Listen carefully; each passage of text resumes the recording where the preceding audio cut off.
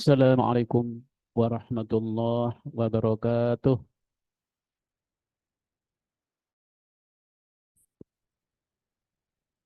Alhamdulillah, alhamdulillahilladzi hadana lihada wa ma kunna linahtadiya laula an hadana Allah. Asyhadu an la ilaha illallah wahdahu la syarika lah wa asyhadu anna Muhammadan abduhu wa rasuluh. Rabbi israh li sadri wa yassir li amri wahlul 'uqdatam min lisani yafqahu qawli. Subhanaka la ilma lana illa ma 'allamtana innaka antal alimul hakim. Segala puji hanya milik Allah, segala puji hanya untuk Allah Subhanahu wa taala, Tuhan yang Maha Kuasa, yang Maha Pengasih, yang Maha Penyayang, yang telah memberikan kepada kita nikmat yang tidak terhitung jumlahnya. Moga-moga kita semua menjadi hamba-hambanya yang pandai bersyukur. Salawat dan salam semoga senantiasa Allah curahkan pada Nabi kita, Nabi besar Muhammad Sallallahu Alaihi Wasallam. Jamaah rahimakumullah, marilah kita isi waktu yang berkah yang baik ini habis di pagi yang berkah ini. Moga-moga tadabbur Al-Quran ini dapat eh, menjadi energi, menjadi spirit ya, dan sekaligus menjadi pembuka rahmat, pembuka keberkahan pada hari-hari ini kita. Mari kita bersama-sama tadabburi. Kita masuk di surah Al-Baqarah masih ayat 165 kita mulai. Tadi sudah dibaca oleh uh, rekan kita Saudara Faiz. Allah berfirman, "Wa minan nasi may yattakhidhu min dunillahi andada yuhibbunahum ka hubbillah walladzina amanu ashaddu hubban lillah. Walau yara alladzina zalamu idh yarawna al'adzaba anna al-quwwata lillahi jami'a wa anna Allah syadidul 'adzab." Wa minan nas, dan di antara manusia, ya, di antara sebagian manusia, may yattakhidhu min dunillahi andada. Ada orang yang menyembah ya, menyembah tandingan-tandingan selain Allah ya. Dia menyembah yang lain sebagai tandingan selain Allah. Yuhibbunahum kahubbillah. Mereka mencintai sesembahan itu sebagaimana mereka mencintai Allah. Walladzina amanu asyaddu hubbanillah. Adapun orang-orang yang beriman amat sangat cintanya kepada Allah. Walau yarul ladzina zalamu idh yarawna al'adzaba annal quwwata lillahi jami'ah. Dan jika seandainya mereka ya, orang-orang yang berbuat zalim. Siapa orang berbuat zalim itu? Orang-orang yang menjadikan sembahan selain Allah, orang-orang yang musyrik, orang-orang yang kufur. Itu adalah orang yang zalim. Makanya di sini dikatakan seandainya orang-orang yang berbuat zalim itu, jadi siapa yang berbuat zalim adalah mereka yang telah menjadikan selain Allah sebagai sembahan. Mereka yang mencintai selain Allah itu, sebagaimana dia mencintai Allah. Ya, seandainya orang-orang yang berbuat zalim itu mengetahui bahwa ketika mereka melihat siksa, ya, ketika melihat siksa pada hari kiamat, bahwa seluruh kekuatan itu milik Allah. Ya. Jadi nanti di yaumil kiamat itu seluruh kekuatan milik Allah. Maliki yaumiddin. Allah itu adalah raja di hari kebangkitan. Sekarang mungkin banyak raja gitu ya. Di dunia banyak raja, banyak penguasa, bisa berbuat apa-apa. Nanti di yaumil kiamah, di yaumil akhirah, itu maliki yaumiddin, pemilik kerajaan hanyalah Allah. Yang lain tidak ada apa-apanya. Di dunia raja, tapi di yaumil kiamah mereka akan menerima apa yang dia perbuat. Siksaan ataupun juga balasan. Jadi itu yang memahaminya ya. Bahwa seluruh kekuatan hanya punyaan Allah, maliki yaumiddin. Maka Wa annallaha syadidul adzab. Dan bahwa Allah itu sangat keras siksaan. Sangat keras siksaan. Ya. Jadi saudara sekalian, itulah kira-kira pemahaman ayat ya yang kita kaji hari ini mulai dari 165. Ayat ini begitu jelas ya, jelas gamblang lah ya, bahwa memang di antara manusia, di situ sebetulnya waminan nas. Jadi tidak semua manusia, ada di antara manusia, apakah sebagian besar, apakah hampir sebagian besar, apakah sedikit, yang jelas bahwa sebagian manusia telah menjadikan atau telah menyembah tandingan selain Allah Subhanahu wa taala. Nah, tandingan Allah itu apa? Kalau zaman dulu tandingan Allah itu banyak. Apa sesembahannya? Bisa batu kan bisa ya. Bisa batu, bisa matahari, bisa berhala, apapun ya. Kalau sekarang mungkin sesembahan itu bisa ideologi gitu. Yang tidak tampak, tidak fisik. Jadi Tuhan itu tidak selalu fisik ya. Zaman dulu Tuhan itu harus fisik ya. Karena apa? Karena pola berpikir zaman dahulu itu kan harus fisik gitu. Belum bisa diajak berpikir mendalam gitu. Atau paling tidak orang paling mudah memang mempercayai sesuatu itu ketika kelihatan fisiknya ya. Jadi itulah faktanya. Bahwa ternyata walaupun orang itu sudah melihat bagaimana kekuasaan Allah, tanda-tanda kebesaran Allah ya pada ayat 164 ya sebelumnya, bagaimana tanda-tanda kebesaran Allah yang luar biasa, yang jelas, yang luas, langit dan bumi, bergantinya siang dan malam, kemudian Allah menjadikan lautan, semua lautan ditundukkan untuk manusia, Allah yang menumbuhkan tanaman, Allah yang memberikan dan membesarkan tanaman, semuanya itu kekuasaan Allah yang ada di langit, di bumi, di dalam langit dan di bawah, di dalam bumi, dan di dalam diri-diri mereka. Itu banyak kekuasaan Allah. Ya. Tapi ternyata banyak manusia yang tidak beriman juga. Jadi sekarang Anda tahu ya, mengapa orang begitu sulit beriman. Padahal tanda-tanda kebesaran Allah ada di depan mata. Ya kan? Dan ini memang sudah disampaikan oleh Allah Subhanahu wa taala, banyak mereka yang yang tidak beriman, bahkan dia menjadikan tandingan-tandingan selain Allah. Dan tugas para nabi itu diajak berpikir. Ketika Nabiullah Ibrahim alaihissalam ya, di hadapan Raja Namrud, bagaimana Nabiullah Ibrahim mengajak berpikir pada Raja Namrud itu. Ketika Tuhanku dan Tuhanmu adalah yang menghidupkan dan yang mematikan. Namrud hanya mengatakan, saya juga bisa menghidupkan dan mematikan. Diambillah dua orang, yang satu dihidupkan, yang satu dibunuh. Tuh, saya bisa menghidupkan dan bisa mematikan. Betapa bodohnya gitu. Ya. Tapi Nabi Ibrahim nggak kalah.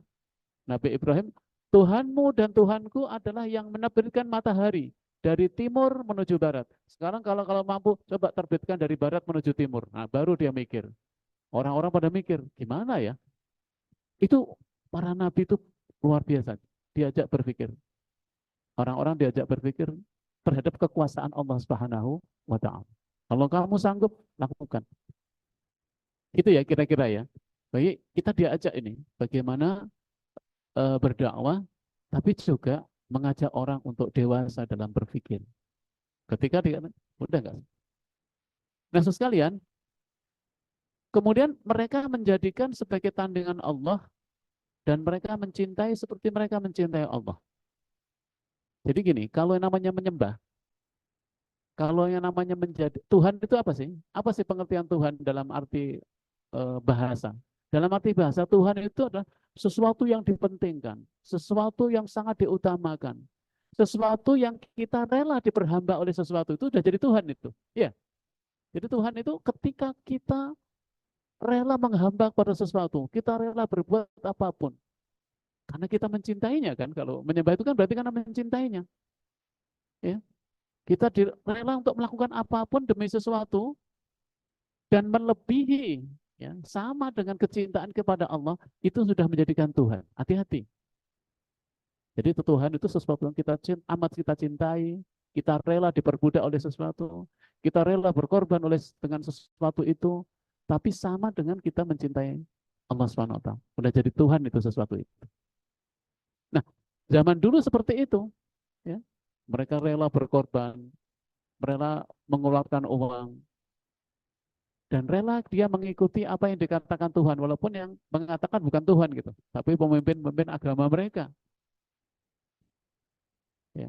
Jadi simbol Tuhan itu dijadikan simbol, tapi sebetulnya menjadi alat bagi pemuka-pemuka agama mereka waktu itu. Dia rela melakukan itu, dia berarti telah menjadikan Tuhan dan telah menjadikan tandingan dalam berhidup.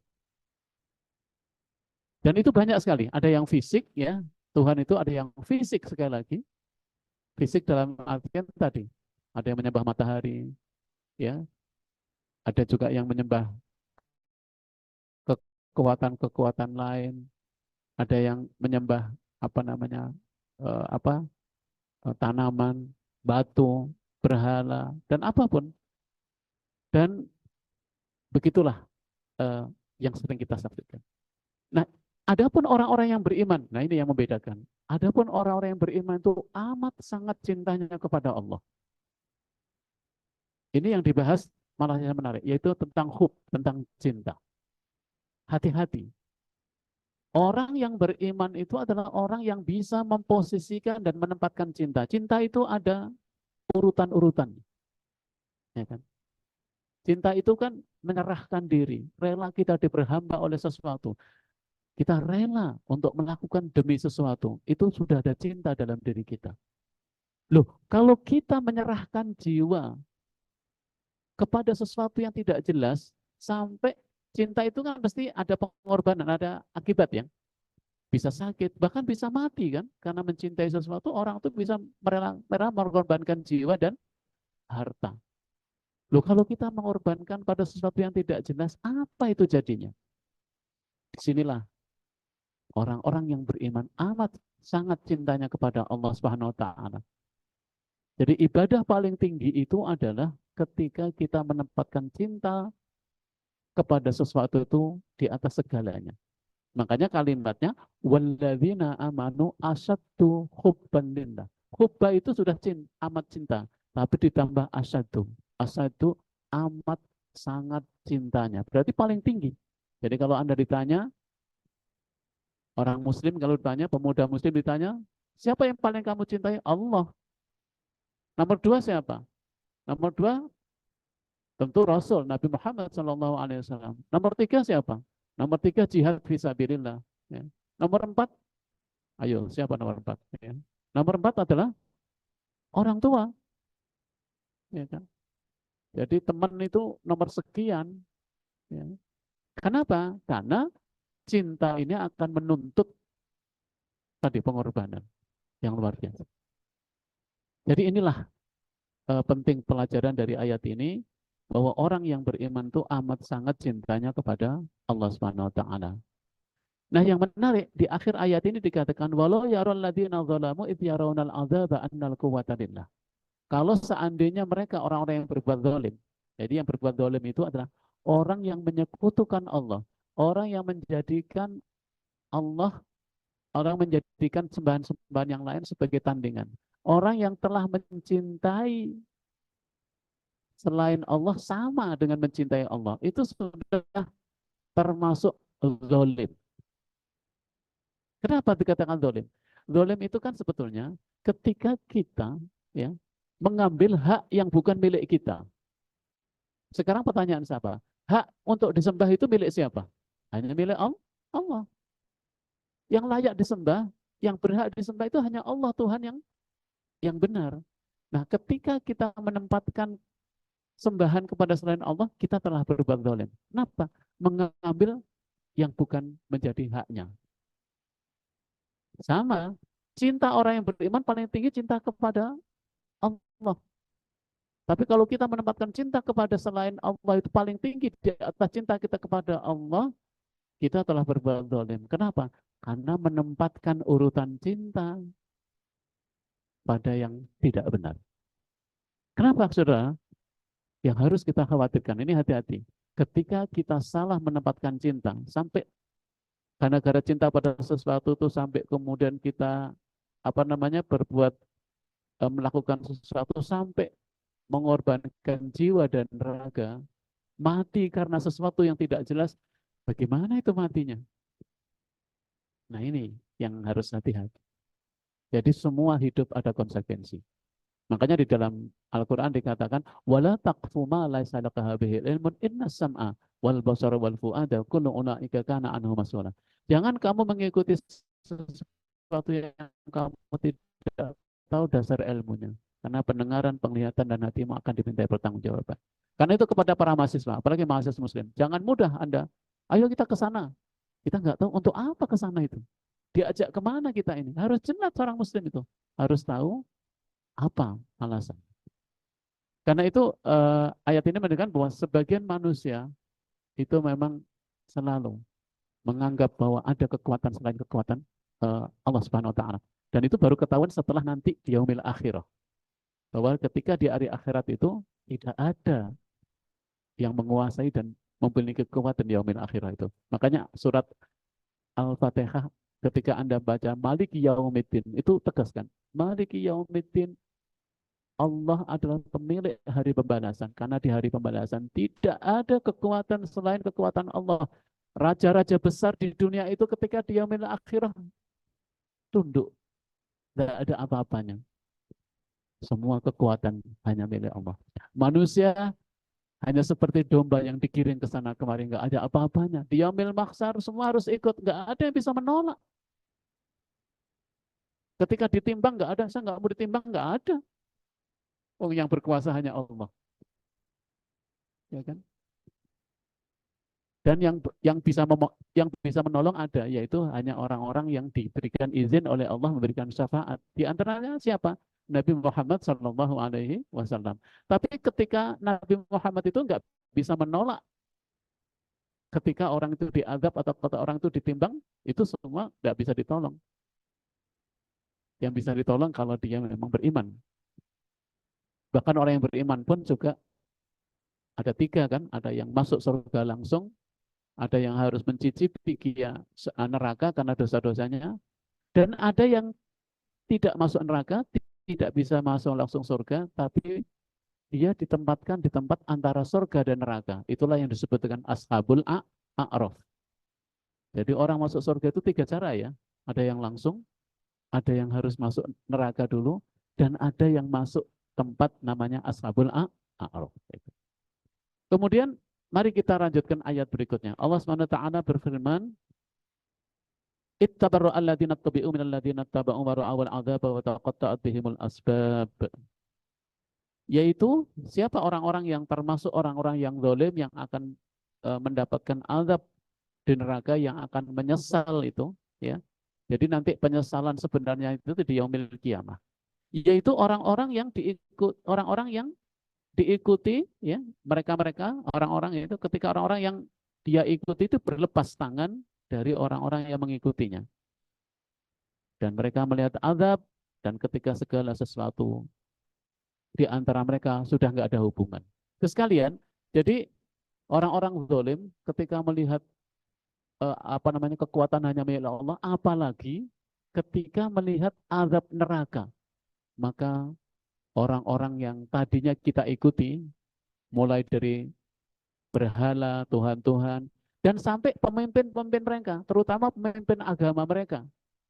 Karena pemimpin agama ini kan dulu menganggap dirinya sebagai wakil Tuhan atau mengklaim dirinya Tuhan, terus akhirnya diikuti oleh banyak. Nah, ketika pemimpin-pemimpin agama yang menyesatkan ini melihat azab, melihat siksa neraka, mereka langsung berlepas diri, saya nggak bertanggung jawab, saya juga. Begitu nanti setan semua itu akan berlepas tangan. Kenapa? Karena mereka juga nggak bisa melakukan apa-apa, nggak bisa membela, nggak bisa menolong, bahkan nggak bisa menolong dirinya sendiri. Lalu berlepas tangan. Ini saudara sekalian. Jadi menarik ya membaca ayat ini. Jadi Allah itu menghadirkan kehidupan akhirat pada kehidupan sekarang ini. Jadi akhirat itu jangan dianggap sesuatu yang masih lama. Akhirat itu sebentar. Bahkan Allah menunjukkan di dalam ayat ini bahwa kehidupan akhirat itu di depan mata. Sampai ada dialog kayak gitu. Mereka orang-orang yang diikutinya, orang-orang yang pemimpin agama mereka nanti akan berlepas tangan sehingga para pengikut-pengikut mereka itu nanti protes, ya kan? Ya. Jadi itulah hari kiamat, hari yang ketika orang yang diikuti yaitu para pemimpin mereka berlepas tangan dari orang-orang yang mengikutinya ataupun juga orang-orang yang dia pimpin. Ya.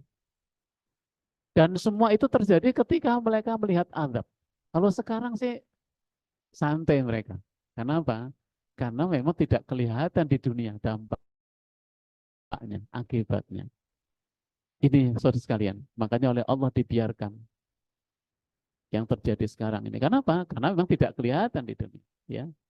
Dan ketika itulah tadinya yang seakan-akan ada hubungan tadi kan antara pemimpin dan yang dipimpin. Jadi mereka yang pengikut-pengikutnya itu langsung seperti sebatang kara. Loh, dulu saya mengikuti kamu ini kan karena kamu katanya apa namanya siap untuk membantu. Kan sekarang ada orang-orang yang sok gitu ya, tenang. Ya. Nanti di akhirat tanggung jawab saya. Jangan percaya itu, ya kan? Bohong itu. Gimana di akhirat tanggung jawab saya di akhirat itu tidak ada kekuatan selain kekuatan Allah. Dan ayat ini menjelaskan tadi. Kalau ada orang sekarang yang mengatakan yang membual ya, nanti di akhirat itu tanggung jawab saya. Ingat ayat ini bahwa mereka semua itu akan akan berlepas tangan. Bahkan mereka apa namanya dari mereka ini seakan-akan tidak ada hubungan, nggak ada hubungan persahabatan, nggak ada hubungan kepemimpinan, nggak ada hubungan atasan bawahan, sudah hilang. Ya sekarang kan seakan-akan kalau kita apa namanya ini masih masih dibantu di ini nanti nggak ada yang bisa membantu. Begitulah saudara sekalian arti dari maliki yaumiddin. Bahwa nanti di akhirat itu tidak ada yang memiliki kekuasaan kecuali Allah Subhanahu wa taala. Nah, ayatnya masih berlanjut di ayat berikutnya wa qala alladziina taba'u law anna lana karratan fanatabarra'a minhum kama tabarra'u minna. Kadzalika yurihimullahu a'malahum hasaratin 'alaihim wa ma hum bikharijina minan nar. Masyaallah. Wa qala dan berkata alladziina taba'u orang-orang yang apa yang mengikuti mereka itu lau annalana karratan fatanabar amin ya kalau sekiranya apa namanya eh, mendapatkan kesempatan untuk kembali di dunia maka aku akan berlepas tangan dari mereka sebagaimana mereka hari ini berlepas tangan dari kami ya jadi sampai segitu ya. Demikianlah Allah memperlihatkan kepada mereka perbuatan mereka, ya, perbuatan mereka yang menjadi penyesalan mereka dan mereka tidak akan keluar dari api neraka. Jadi nanti itu begini ya, orang-orang yang jadi pengikut itu kan mengharapkan pengikut ini mau berkorban, mengikuti apapun kan harapannya keselamatan. Keselamatan nanti di yaumil akhirah. Nah, harapan itu tidak ada nanti. Kenapa? Karena tidak ada yang bisa membantu.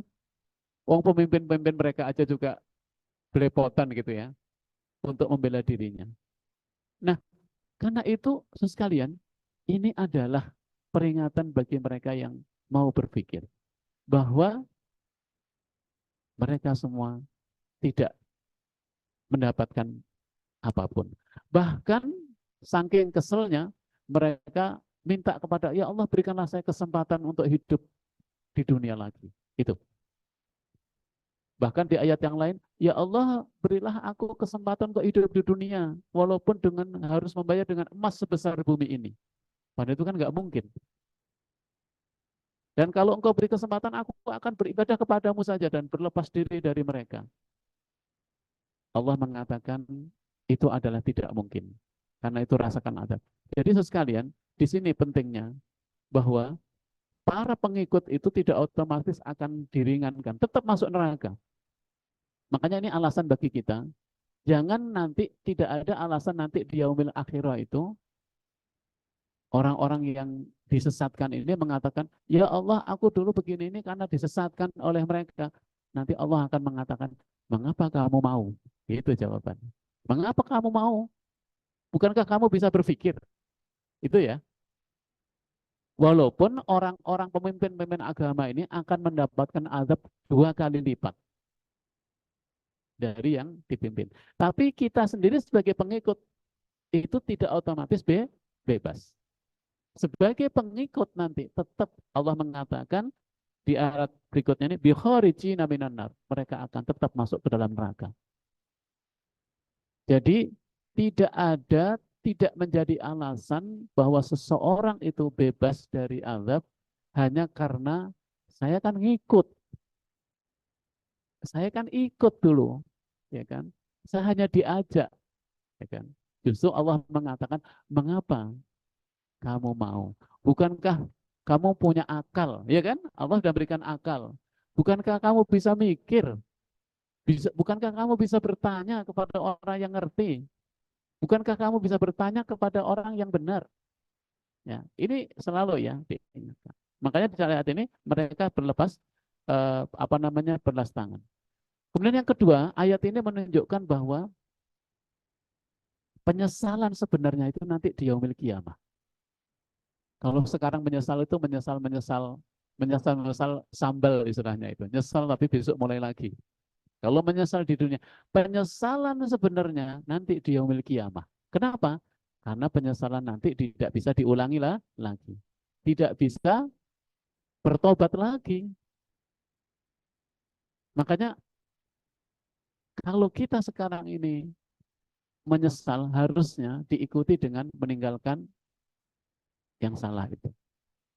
Jadi ada 5 hal katanya nanti yang kalau tidak salah 5 golongan yang nanti akan menyesal di yaumil kiamah itu dan penyesalan yang sebenarnya. Yang pertama adalah nanti orang itu akan mengatakan, mengapa dulu aku tidak bersedekah? Jadi pertama yang akan menyesal adalah orang yang tidak bersedekah. Coba Anda lihat di dalam surat Al-Munafikun itu ya. Itu dilihat di situ bahwa orang-orang nanti di yaumil kiamah yang pertama menyesal itu adalah mereka yang tidak bersedekah. Mengapa aku tidak bersedekah? Yang kedua adalah orang-orang yang tidak menggunakan akal dan tidak menggunakan pendengarannya. Ya. Yaitu dalam surat Al-Mulk ayat 10. Wa qalu law kunna nasma'u aw naqilu ma kunna fi ashabis sa'ir. Wa qalu dan mereka berkata, law kunna nasma'u, kalau sekiranya aku dulu mau mendengarkan kebenaran dan mau berpikir jujur tentang kebenaran itu, ma kunna fi ashabis sa'ir, maka aku tidak akan masuk ke dalam neraka sa'ir. Itu orang yang tidak menggunakan pendengaran dan akalnya untuk mendengarkan kebenaran. Itu akan menyesal. Nah, yang ketiga ini tadi, yaitu orang yang mengikuti pemimpin agama mereka atau pemimpin yang dia tidak bertanya apakah pemimpin itu benar atau enggak. Itu nanti kita jadi penyesalan. Hati-hati ya, kita mengikuti pemimpin yang benar, yang tidak benar, itu tidak ada jaminan kita tidak menyesal. Kita akan menyesal. Karena apa? Tadi sampai mereka mengatakan, ya Allah, kalau seandainya engkau beri kesempatan aku untuk hidup di muka bumi, aku akan berlepas dari mereka dan hanya taat kepadamu. Allah mengatakan, tidak ada lagi, tidak ada kesempatan. Jadi, itu penyesalan. Ada 2 lagi, saya lupa di ayat itu. Jadi, itu adalah beberapa, ada 5 kalau nggak salah di ayat itu. Nanti menjadi pusat penyesalan di yaumil kiamah. Sekalian, kalau Allah mengingatkan ini, supaya kita hati-hati. Allah menghadirkan suasana kehidupan akhirat sekarang ini. Dan itu kita tahu setelah kita membaca Al-Quran. Inilah kelebihan Al-Quran itu. Al-Quran itu menceritakan masa lampau, menceritakan masa yang akan datang, dan menceritakan masa kini. Itu Al-Quran. Tidak mungkin selain Al-Quran mampu menceritakan itu. Masa lampau apa? Kisah para nabi. Kisah orang-orang yang zalim. Kisah penguasa yang zalim. Itu hanya wahyu Allah. Lalu menceritakan masa yang akan datang, kehidupan yang akan datang diceritakan. Contoh, kehidupan dunia yang akan datang itu nanti sudah Allah ceritakan. Misalnya, Dhaharul fasadu fil barri wal bahri bima kasabat aydin nas. Telah nampak kerusakan di lautan dan di daratan. Kan sekarang ada itu. Yang akan datang lebih parah lagi. Kalau manusia itu tidak kembali kepada Allah. Jadi Allah itu sudah menceritakan kondisi sekarang dan kondisi yang akan datang. Apalagi kondisi yang akan datang yaumil kiamah. Diceritakan. Ini kan kalau saya baca seperti ini, kebayang saya di akhirat itu nanti. Bagaimana suasana orang terribut. Kemudian mereka orang-orang yang dipimpin tadi, pengikut-pengikut agama tertentu, itu akan protes kepada kepada pemimpin agama ini. Ini menunjukkan bahwa akan ada kehidupan di hari akhir dan kehidupan di hari akhir itu seperti sekarang. Kita kembali seperti sekarang. Sampai tadi pengikut tahu siapa yang diikuti. Istri juga tahu siapa suaminya gitu loh. Makanya Allah mengatakan hum wa azwajuhum fi dilalin alal araiki muttaqiun. Hum mereka wa azwajuhum dan pasangan-pasangan mereka nanti akan dipertemukan di surga. Kalau di neraka walaupun ketemu kan nggak enak kan. Ya, ketemu itu kalau di surga karena sama-sama bahagia di surga. Hum wa azwajuhum fi dilalin alal araiki muttaqiun. Mereka dan pasangan-pasangan mereka itu duduk di permadani di surga. Kalau di neraka walaupun kumpul ya nggak enak juga. Karena apa? Tapi kenal mereka saling ketemu. Mereka saling menuduh nanti itu. Itulah hari yang sangat kita takutkan. Orang yang kita zalimi protes. Mungkin anak protes kepada bapaknya nanti. Kemudian saudara protes kepada saudara atas hak-haknya. Hati-hati. Ada semua saudara sekalian. Karena apa? Ini contohnya kan satu. Yaitu pemimpin agama terhadap yang dipimpin. Karena itu, sekalian, Allah mengingatkan pada ayat berikutnya. Ini penting. Ya ayyuhan nas kulu mimma fil ardi halalan thayyiba wa la tattabi'u khutuwatis syaitan innahu lakum aduwwum mubin. Ya. Nah, kenapa ketika Allah menceritakan soal kehidupan akhirat, tiba-tiba Allah menyuruh kita untuk atau ayat ini berbicara soal makanan? Karena gini, ini ya logikanya. Makanya Allah menyuruh di ayat ini, wahai orang-orang yang beriman, wahai manusia, ya Yohanes, wahai manusia, makanlah dari makanan yang halal dan baik yang terdapat di bumi. Dan janganlah kamu mengikuti langkah-langkah setan. Ya. Karena setan itu adalah musuh yang nyata bagimu. Terus sekalian, ayat ini urutannya dengan ayat sebelumnya. Karena begini, biasanya orang itu mengikuti agama tertentu, mengikuti pemimpin tertentu itu karena biasanya karena masalah makanan. Karena ingin mendapatkan makanan. Karena ingin mendapatkan kenikmatan. Karena ingin mendapatkan ini. Jadi bayangkan karena makan saja itu sampai pindah agama kan banyak ya sekarang ya. Banyak pindah agama gara-gara Indomie. Pernah dengar nggak? Pernah nggak pindah agama gara-gara gula? Ada. Karena pemimpin-pemimpin agama tertentu kadang-kadang memanfaatkan fisik ini. Bahkan sampai memakan makanan yang haram. Demi apa? Demi perut. Jadi ini paling berat kalau sudah urusan perut. Saya pernah mendapatkan kisah ya. Ini langsung dari orang itu. Seseorang bekerja di suatu institusi dan institusi milik agama yang lain. Setelah bekerja sekian tahun, kemudian dipaksa dia untuk pindah ke agama. Kalau enggak dipecat. Bagaimana coba Anda hidup seperti itu? Begitu dipecat, kan enggak ada kerjaan, enggak ada duit. Makan apa dengan anak saya nanti? Itu terjadi, saudara sekalian. Makanya Allah mengingatkan, hei orang-orang yang beriman.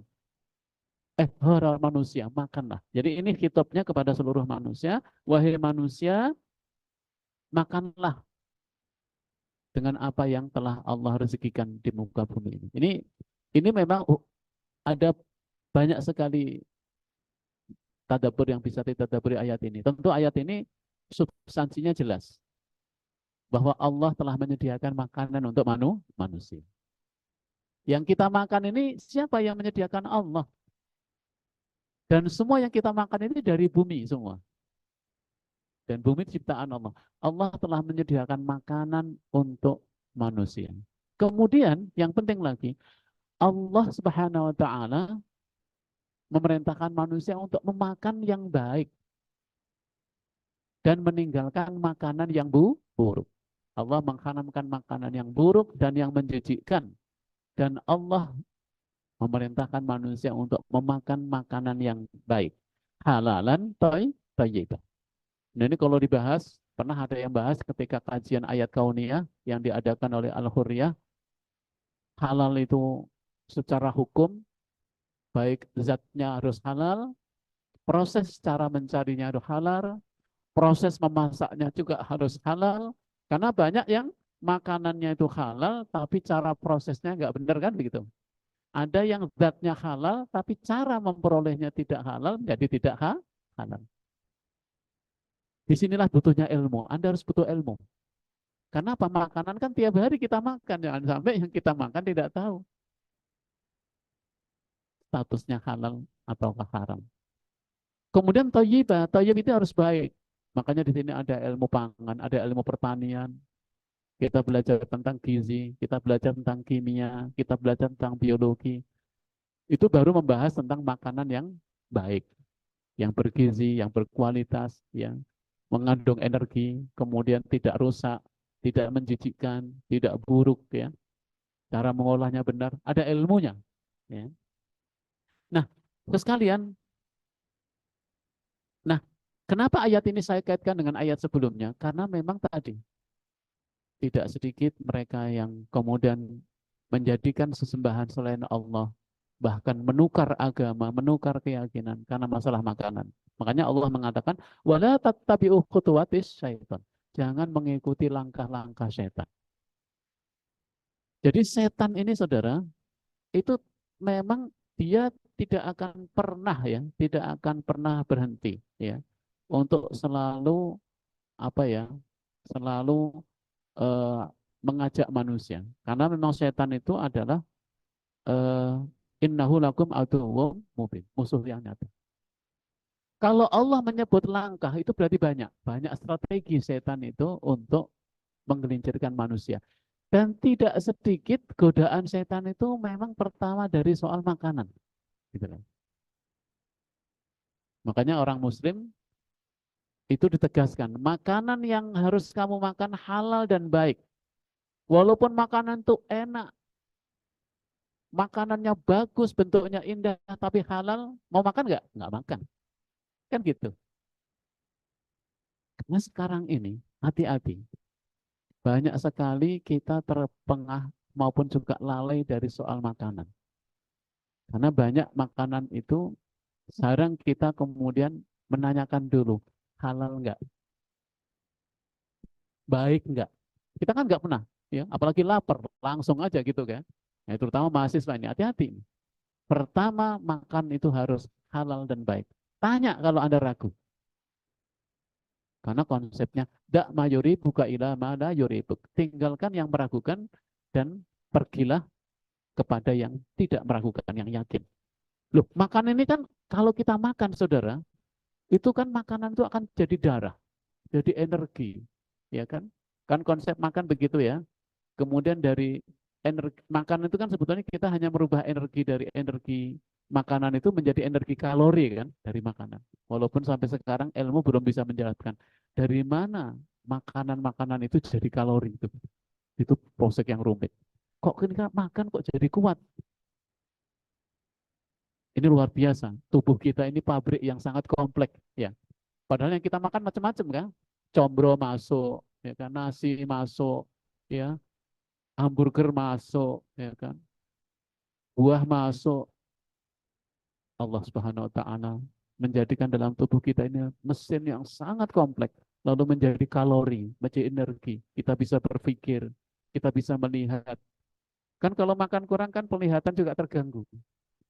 Energi kurang, tidak bersemangat, gampang ngantuk. Ya kan? Dan yang lebih hebat lagi, Allah membuat kita lapar. Kalau lapar ya harus makan. Nggak boleh, nggak bisa lapar kemudian tidur. Kan nggak cukup, nggak bisa.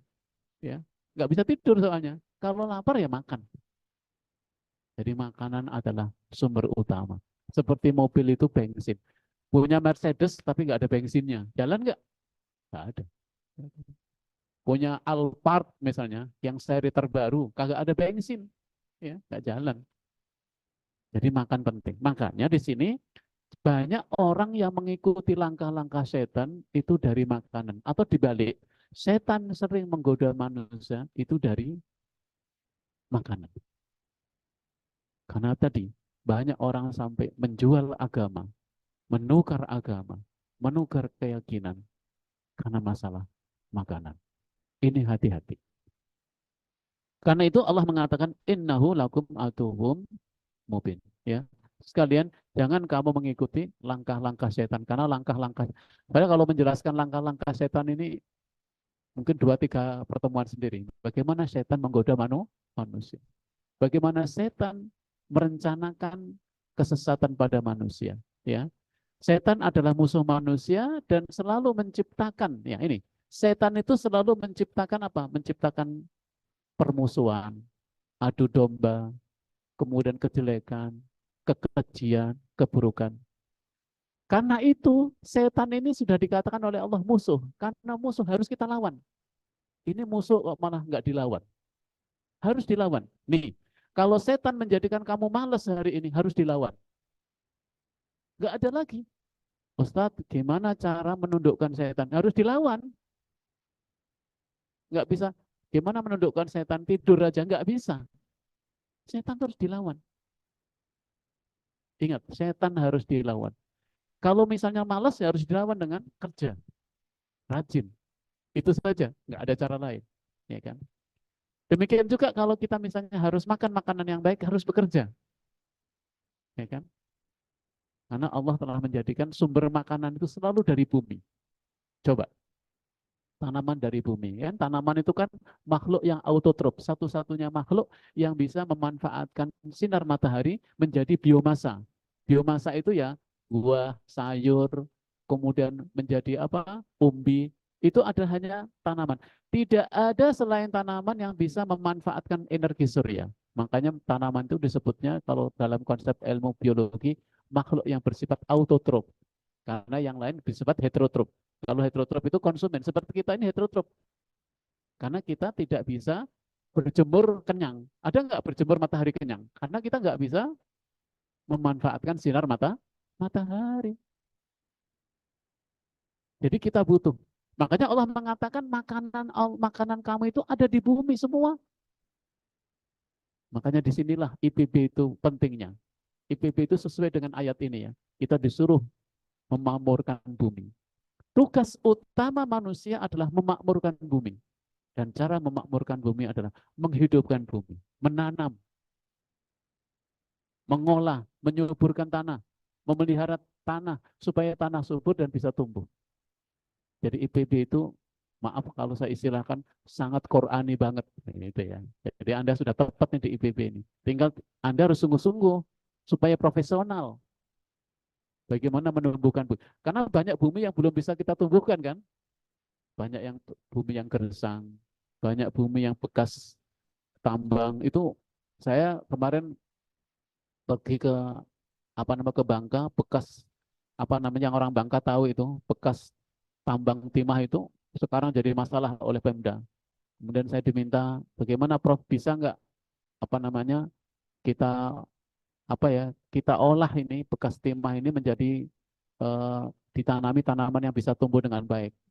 Waktu itu saya banyak usulkan, ya kan? Ya harus kita olah Pak, karena tanahnya sudah rusak. Kita sehatkan, kita perkenalkan beberapa mikroba yang bisa mensintesis, moga-moga bisa ditanami lada dan lain sebagainya. Karena apa? Karena kita yang membuat rusak. Tugas IPB adalah bagaimana menjadikan tanah-tanah yang gersang menjadi tanah yang subur, yang bisa ditanami. Kenapa? Karena Allah menyediakan makanan itu di bumi. Matahari terbit dari timur menuju barat. Siapa yang bisa memanfaatkan matahari? Hanya tanaman. Matahari terbit dari timur, tapi tidak ada yang menangkap, tidak ada yang menanam tanaman, salah sendiri. Allah jangan disalahkan, karena Allah sudah memberikan matahari. Kenapa kita tidak menanam? Tanam setiap jengkal itu. Sehingga apa? Sehingga matahari yang bersinar setiap hari itu jadi sumber makanan. Hanya dengan makan. Makanya menanam adalah ibadah yang paling luar biasa. Sampai Allah mengatakan, kalau seandainya kamu tahu besok kiamat, tapi masih kesempat kamu nanam, tanamlah. Ada seorang dosen, beliau sudah meninggal, Allah maafirlahu, moga-moga menjadi amal beliau. Ini dosen ini luar biasa, dosen Fahutan, nggak usah saya sebutkan, tapi dia orang baik. Dia itu selalu kalau berangkat ke kampus, selalu bawa tanaman, dia tanam dimanapun, dia tanam. Rajin sih.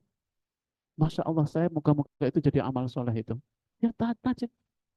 Saya salut sama dia. Sampai dia mengatakan, Pak Munif bagi saya yang penting bukan memberikan pengajaran bagaimana tanaman, bagaimana konsep tanam. Saya mengajar bagaimana cara menanam dan ayo menanam.